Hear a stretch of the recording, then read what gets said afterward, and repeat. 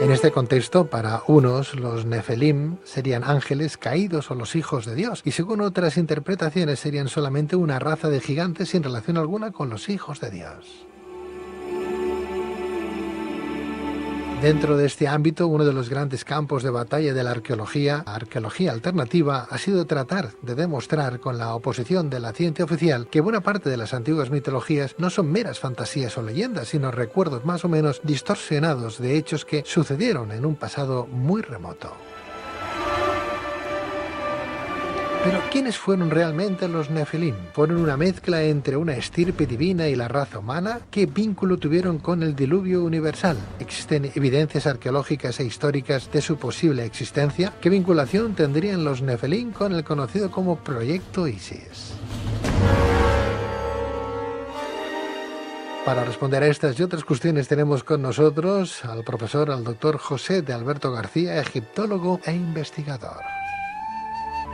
Doctor José de Alberto García, muy buenas noches. Buenas noches, Pedro. Bueno, pues José de Alberto, vamos a hablar de algo que tú conoces profundamente, gracias a tu trabajo de investigación, y nos gustaría esta noche, para empezar, decir, por ejemplo, que en el Génesis, concretamente en el capítulo 6, se refiere a los gigantes bajo el nombre de Nefelim. No obstante, ¿es cierto que la traducción del término Nefelim significa aquellos que bajaron de los cielos a la tierra? Sí, a ver, en hebreo significa concretamente derribadores. Pero sí que la historia narra que estos seres fueron la creación de unos dioses, de unos seres que bajaron del cielo, por decirlo de alguna manera, y que se unieron con las hijas de los hombres. Dice así: y viendo que las hijas de los hombres eran hermosas, cohabitaron con ellas, y de esta unión surgieron y nacieron estos seres gigantescos. Esto es la traducción más o menos del hebreo.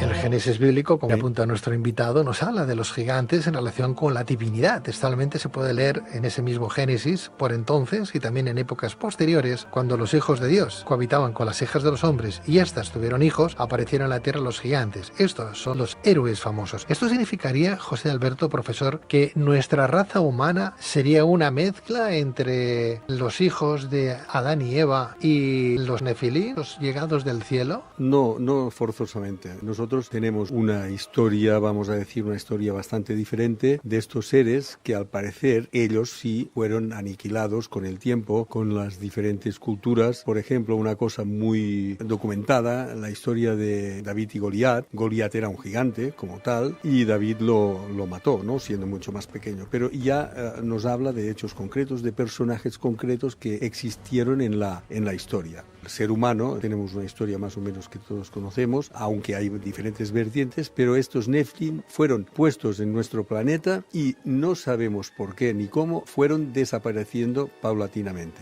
Eso no quiere decir que no hayan pruebas, que si tú me lo permites después las expondré, pruebas constatables que todo el mundo puede ir a ver y a visitar hoy día, y que son restos de estos seres gigantescos, ¿no? Esto se encuentra en los 5 continentes del planeta, ¿eh? No es que fuese únicamente, por decir algo, en África, por decir algo, no. Estos restos están y se mantienen en los 5 continentes. O sea que si nos referimos a los Nefilins, entonces, doctor José de Alberto García, estaríamos hablando de una especie de híbridos, de una mezcla entre la raza divina y la raza humana. ¿Se puede entender que los Nefilim fueron el producto de las relaciones sexuales entre los hijos de Dios y las hijas de los hombres? Sí, exactamente lo que tú has dicho. Es una mezcla de estos seres hipotéticos, que nadie sabe quién eran, estos seres que bajaron de los cielos, según dice la Biblia, y que se unieron con las hijas de los hombres. La mutación, vamos a decirlo así, si me lo permites, esta mutación que heredó la parte de estos seres y la parte terrenal de estas señoras, de estas mujeres, crearon estos seres gigantescos. Lo que no sabemos, porque nadie lo ha dicho ni se ha investigado, porque no podemos, no hay armas para verlo, es que estos seres, supuestamente estos seres que bajaron del cielo, eran también gigantes. Esto me lo han preguntado muchas veces. Y claro, siempre tengo que decir pues que no lo sabemos. Podría ser, pero claro, no hay datos de esto, ¿no? Pero que sí, lo que surgió de la unión de estos con las mujeres de este planeta fueron estos seres de dimensiones tremendas y que no tenían nada que ver con los seres humanos, ya que, entre otras cosas, una cosa que les distinguía y hacía diferentes a los humanos era que ellos tenían 6 dedos. Hoy en día también hay una enfermedad, una malformación que pueden nacer niños con 6 dedos, lo cual no quiere decir que estos niños tengan genéticamente cromosomas debidos, o sea, heredados de estos Nefilim. O sea, ¿estaríamos hablando de ángeles o de ángeles caídos? Los ángeles como tal no tienen nada que ver con los Nefilim, porque los ángeles como tal son seres divinos, seres que Dios mandaba a este planeta, como podemos ver en la anunciación de María, etcétera, etcétera, muchos ángeles que surgen en la religión cristiana, pero nunca nos hablan de ángeles gigantes, nos hablan de seres alados, seres que vuelan, seres que se presentan, seres que son a veces intangibles, pero nunca nos han hablado de gigantes. Entonces diferencian mucho la propia Biblia lo que son los Nefilim, gigantes, y lo que son los ángeles. Qué lástima, José de Alberto, porque de alguna manera ya entenderíamos entonces el porqué de esa dualidad que tenemos, ¿no? Cuando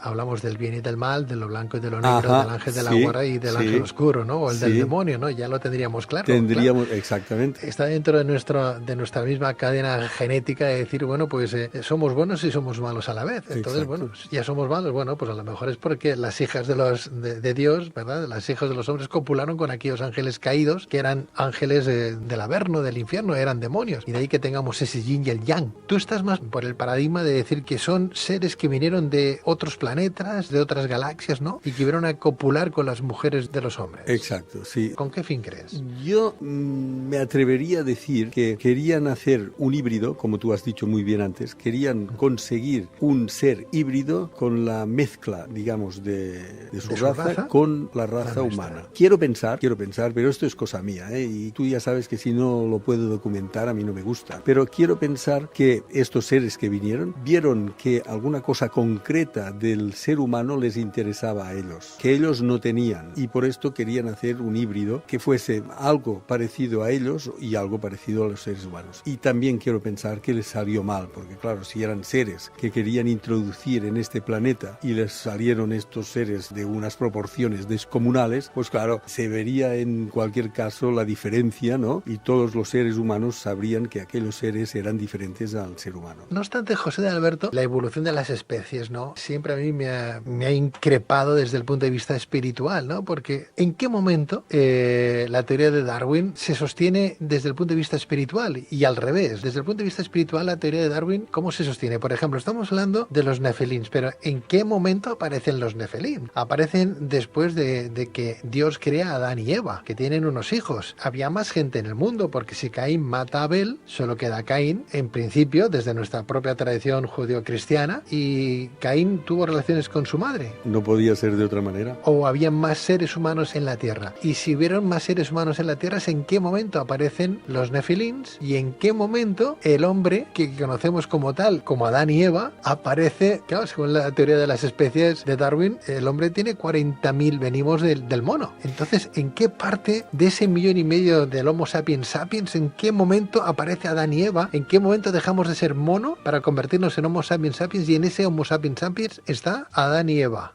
Intentemos traducir lo que dicen las escrituras con nuestro tiempo. Vamos a ver, Dios creó un ser, vamos a decir uno, y tenía que crear otro, pero diferente para que pudiesen hacer, vamos a decir, su herencia en el caso de Adán y Eva. Cuando hablan de sacarle una costilla a Adán, nosotros podríamos decir sacar su ADN, y lo que hoy en día ya se hace in vitro, hacerlo estos seres para crear otra persona que pudiese acompañar a Adán para hacer la procreación, ¿no? Entonces, nosotros hoy en día lo haríamos en un laboratorio sacando el ADN de una persona y haciendo una in vitro, o sea, exacto. Entonces, ellos, esto no era su técnica y no podían explicarlo de esta manera. Igual que no podían explicar que Elías se fue con un carro de fuego hacia el cielo o muchísimas otras cosas, que nosotros a nuestro tiempo tenemos que interpretarlo con lo que ya conocemos. Entonces, en el caso concreto de esta raza, de esta supuesta raza de los Nefilim, fue una raza que no encajó en lo que estaba establecido en este planeta y fue, como todo, por una criba natural de la naturaleza, fueron desapareciendo.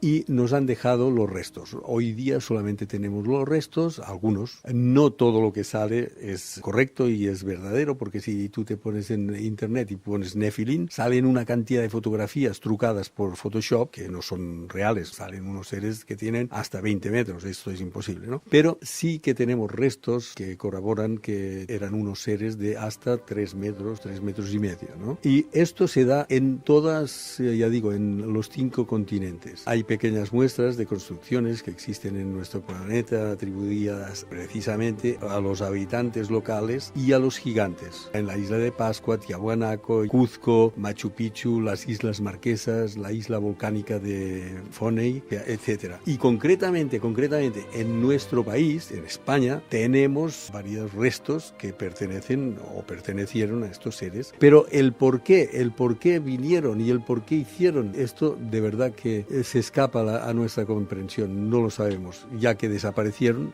tampoco lo sabemos. El historiador del siglo I, Flavio Josefo, se refiere a la tradición de los Nefilim con las siguientes palabras: muchos ángeles de Dios convivieron con mujeres y engendraron hijos injuriosos que despreciaban el bien, confiados en sus propias fuerzas, porque según la tradición estos hombres cometían actos similares a los de aquellos que los griegos llamaban gigantes. Según otra interpretación, los Nefilim serían solamente una raza de gigantes sin relación alguna con los hijos de Dios, y asimismo, tanto en el ámbito judío como en el cristiano, hay quienes rechazan la tesis de que se trate del futuro de relaciones sexuales entre hombres y ángeles, y se basan en que los ángeles son descritos en la Biblia como espíritus sin capacidad de reproducción porque no habrían sido creados por Dios para tal fin.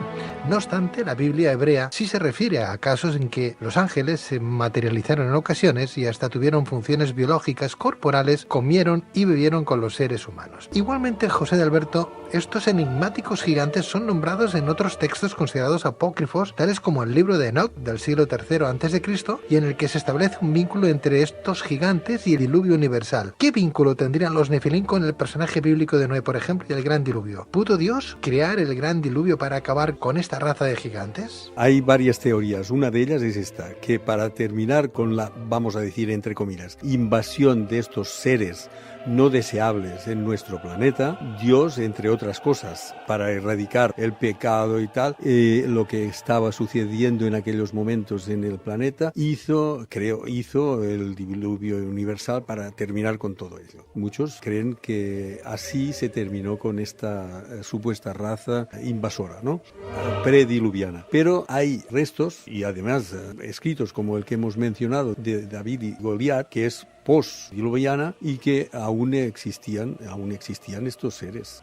Esto lo podemos ver en todo el folclore de historia antigua de griegos, nórdicos, germánicos, ibéricos, por supuesto, hindúes, aztecas, incas, todos, es curioso, pero todos en su historia antigua y folclore, todos mencionan a seres gigantescos que sometían a los hombres, sometían a las mujeres de raza humana de este planeta y que tuvieron verdaderos problemas con ellos. En el libro de Enoc, de la Biblia etíope, presenta una descripción más detallada sobre los gigantes bíblicos. El diluvio universal y como consecuencia la destrucción de toda la humanidad fue provocada por estos seres que no habrían sido creados según los planes de Dios. En este sentido, de acuerdo a los hebreos y a otras leyendas como el libro de Enoc y otros escritos no bíblicos, fueron una raza de gigantes, de superhéroes que cometieron actos de gran maldad. Según el libro de Enoc, también los Nefilim o gigantes no tienen capacidad espiritual y por tanto no tienen resurrección. Según otras versiones, los Nefilim son fruto de la descendencia de los ángeles caídos y las hijas de Caín, de donde surgió esta raza con el fin de sabotear los planes de Dios, cruzándose y contaminando la descendencia de Adán. ¿Cuántas posturas enfrentadas, verdad, José de Alberto? Sí. Hay muchas tendencias y claro, no podemos decir esta es la auténtica, esta es la mejor o es la más buena. No, porque todas son válidas, puesto que no hay una documentación suficientemente potente para poder asegurar, ¿no?, algo. Pero, si me permites, la ciencia cree ver en su gran tamaño una metáfora que simboliza el poder y la fuerza. Pero autores, por ejemplo, como Erich von Däniken, David Berkeley, Robert Charroux, Pierre Darcourt y el fallecido Jim Guieu, creen ver precisamente en estos relatos los primeros contactos con civilizaciones extraterrestres que los hombres en aquellos tiempos tuvieron consecutivamente. Fíjate qué cantidad de tendencias hay que incluso estos personajes como como Eric von Däniken, pues opinan que fueron contactos precisamente extraterrestres que estuvieron aquí con nosotros en la Tierra. No obstante, en el libro sagrado de la Biblia, en el Génesis, se vuelve a mencionar a los Nefilim una vez pasado el diluvio, o sea que se puede interpretar que esta estirpe volvió a reaparecer en tierras tras el diluvio universal. Sí, es lo que decíamos antes. En todas las culturas ha habido estos seres que siempre tenían un poder sobre el resto de los humanos y siempre lo representan con unos tamaños enormes, unos seres tremendos, gigantescos. Tenemos una referencia a una posible extinción de los gigantes en el libro de Baruch, el libro canónico de la Biblia, según el cual tras el diluvio perecieron los 409.000 gigantes que había en el mundo, José Alberto. Sí, se dice esto y además está escrito, esto es un dato muy bueno porque así sí que se puede documentar, pero sin embargo, después del diluvio aún supongo que no murieron todos y quedaron unos cuantos que procrearon y continuaron haciendo esta raza de gigantes. En el libro de los números, que hemos citado al inicio de esta entrevista con el doctor José de Alberto García, egiptólogo e investigador, decíamos que en el libro de los números, cuarto libro del Tanaj hebreo, que conforma la Biblia hebrea, y del que sería autor el mismísimo Moisés en el año 1300 a.C., se puede leer el siguiente pasaje bíblico. Dice: cuando Moisés envió a los espías a la tierra de Canaán, regresaron con la noticia de que allí habitaban gigantes. Asimismo, en la Biblia, uno de los ejemplos más claros de la existencia de gigantes humanos de gran tamaño es el caso del soldado filisteo Goliat, que se enfrentó al joven pastor David. Este Goliat sería uno de esos gigantes entonces. Es lo que estábamos hablando ahora, el diluvio no terminó con todos y que algunos quedaron para constatar su existencia de forma cultural o simbólica. ¿El diluvio fue en todo el mundo, solamente una parte de la Tierra? De verdad, no lo sé. Tengo que serte muy honesto, no lo sé. Supongo que el diluvio se centralizó en el mundo, vamos a decir, civilizado culturalmente, que era, por ejemplo, África y Asia, más o menos, Pero claro, es que no hay historias en todo el mundo. Si vamos, por ejemplo, a lo que es América, la historia antigua o el folclore de los indios, por ejemplo, de los Hopi, te hablan de seres extraterrestres. En ningún caso jamás han mencionado ningún diluvio. O, por ejemplo, otras civilizaciones de Asia, por ejemplo, tampoco lo han mencionado, ¿no? Es tan peligroso hablar de esto porque, claro, me pondrías en una evidencia a mí si yo corroborase taxativamente que dijese, sí, fue mundial. No, que no tengo datos. Debería haber sido mundial, porque si el ser humano estaba disperso por todo el planeta, lo normal es que había gente buena y gente mala en todo el mundo, claro, no solamente en una zona. Naturalmente. Porque el Homo sapiens había recorrido ya desde Etiopía, había cruzado el estrecho de Berín, se había distribuido por todo el mundo. Por lo tanto, como venimos también del Homo sapiens sapiens y hablamos de 1300 años antes de Cristo, cuando Moisés explicó aquello, contemos que, pues no sé, el diluvio se habla de 8.000 años, ¿no? Antes... Últimamente estamos datándolo en 12.800 años antes de Cristo. Estas son las últimas dataciones, que no sé si son verdad. Yo me remito a lo que se está diciendo actualmente, ¿no? Pero claro, ya son suficientes años, ¿no? Por lo que es la historia, es poco. 12.800 años, dices, bueno, pero para la historia del ser humano es mucho.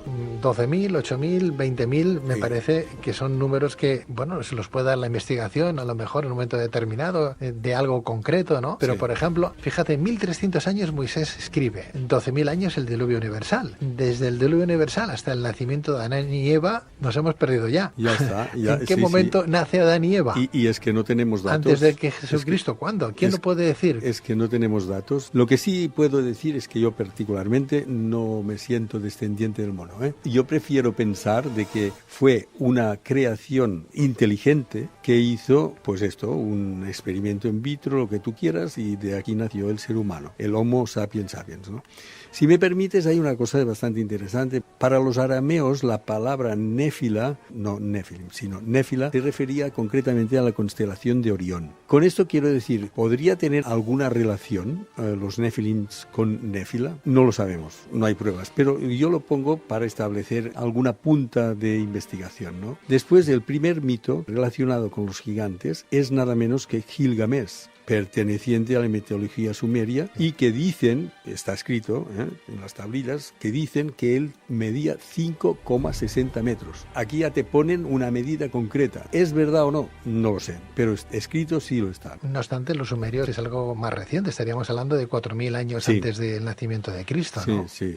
Y que yo no lo quiero relacionar precisamente porque entonces entramos en la parte de los Anunnakis. ¿Quiénes eran los Anunnakis? Los Anunnakis, bueno, es lo que dicen, son estos seres reptilianos que sometieron al ser humano, fíjate lo que dicen, que yo no estoy de acuerdo en absoluto, sometieron al ser humano para que trabajasen para ellos porque tenían una necesidad imperiosa de oro que estaba en este planeta para la supervivencia de ellos mismos. A ver, unos seres tan sumamente inteligentes que vinieron de otros planetas y que tuviesen que esperarse una generación, o sea, 20, como mínimo 20 años, a que naciesen y fuesen aptos para el trabajo, es absurdo. Los Anunnakis serían como los Nefilins, pero desde otra cultura o tradición. Sí, de la Sumeria.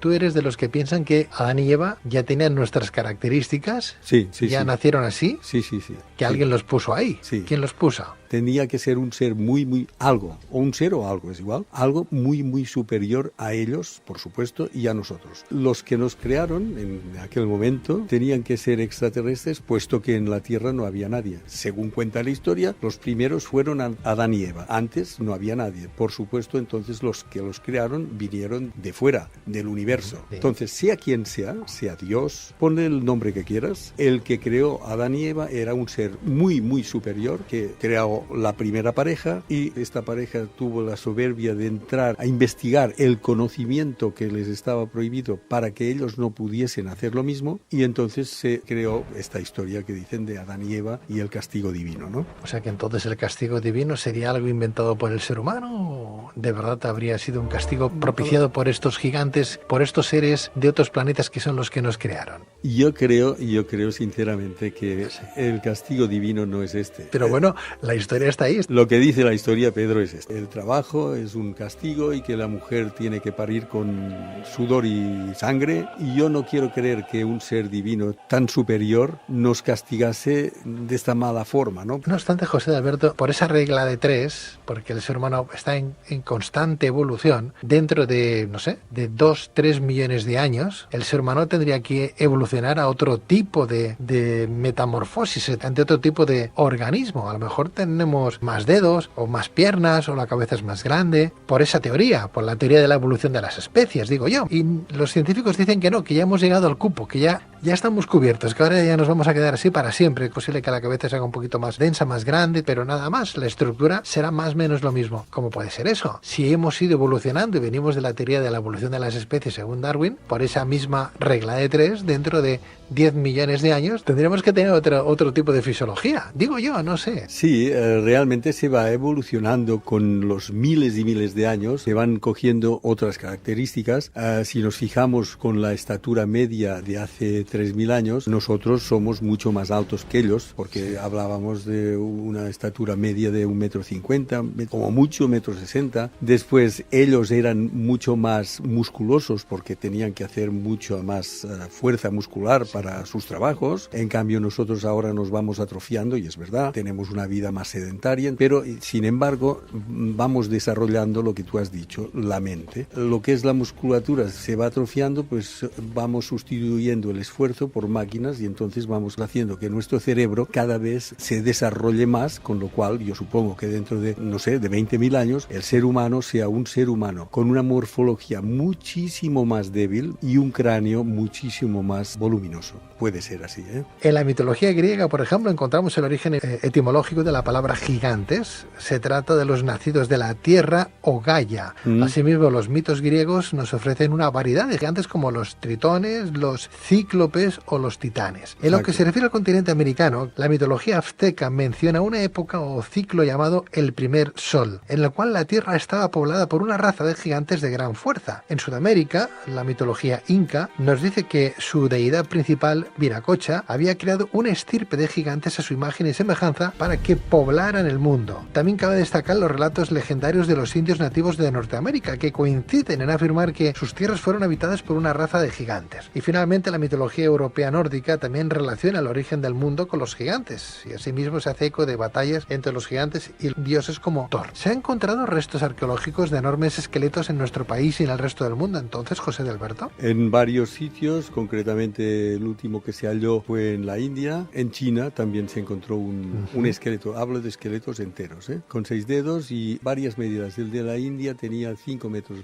el de China tenía 4,80. Hay diferentes medidas, pero que desde luego ninguna corresponde a seres humanos. ¿Qué vinculación tendrían los Nefelín con el conocido como Proyecto Isis del que hablamos en una anterior entrevista? Vamos a ver, si partimos de la base de que Néfila es Orión en arameo y Nefilim parece ser que sean un diminutivo de esta Néfila. Estos seres a lo mejor podrían venir del espacio sin duda, o de seres que venían del espacio, y podrían ser perfectamente de la constelación de Orión, ya que tenemos tantas evidencias de la constelación de Orión en Egipto y en otros sitios. De todas formas, no está demostrado, no lo podemos demostrar, pero sí que podemos demostrar que existieron. En Alemania se habla de los Honuts, los gigantes les llaman Honuts, y dicen que había uno que se llamaba Ymir, que fue el primer ser viviente que existió. Esto lo dejan así, pero sí que es una cosa que lo tienen bien arraigado, digamos, en su folclore, ¿no?